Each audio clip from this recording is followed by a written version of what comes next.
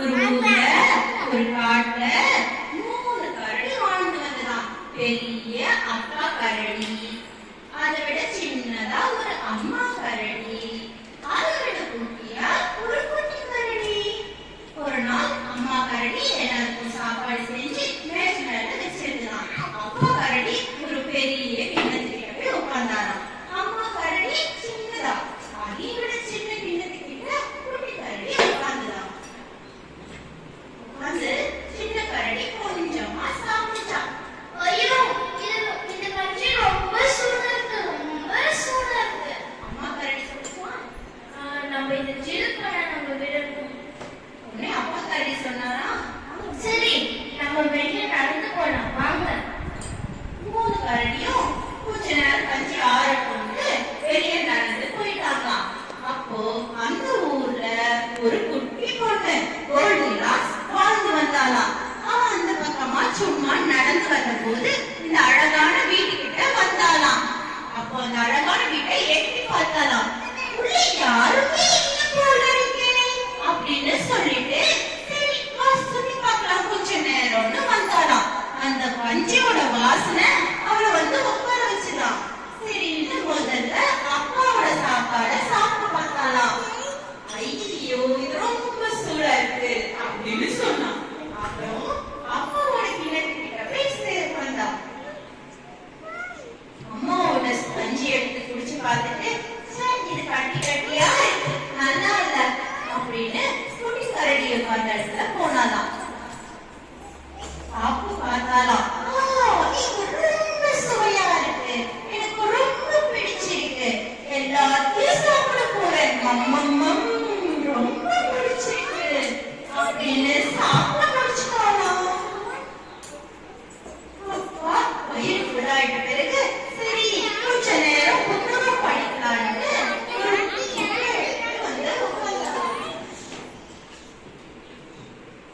First அப்பாவோட நாற்காலியில உட்கார்ந்து அப்பாவோட நாற்காலி அவளுக்கு சௌரியமா இல்ல. ஐயோ, இது ரொம்ப உயரமா இருக்கு அப்படின்னு இறங்கிட்டாலாம்.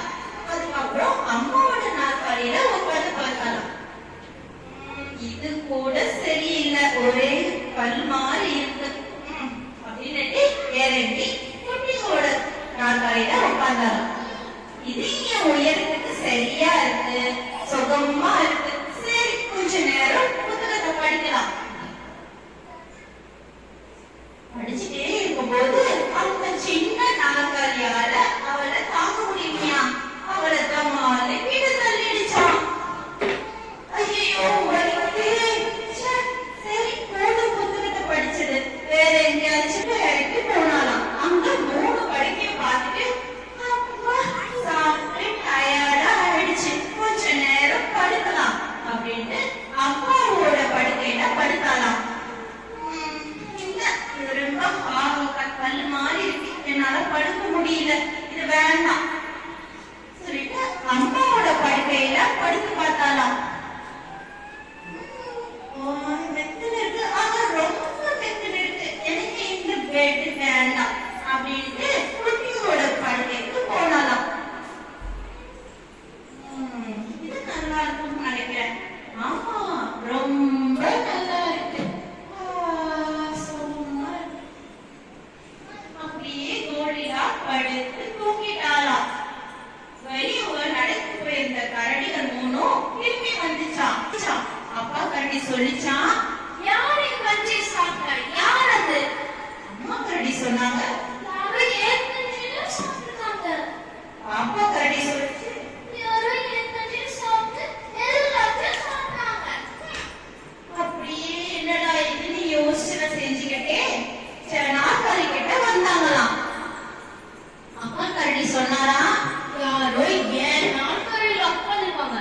யாரு? அம்மா கரடி சொன்னாங்களா. யாரோ ஏன் நாற்காலியிலே உட்கார்ந்துருக்காங்க. பாப்பா கரடி சொல்லிச்சா, யாரோ ஏன் நாற்காலியில உட்கார்ந்துருக்காங்க. அது உடைஞ்சு கீழே வந்துருச்சு. என்ன பண்றதுன்னு தெரியாம சரியில படுக்கை வரைக்கும் போனாங்களாம்.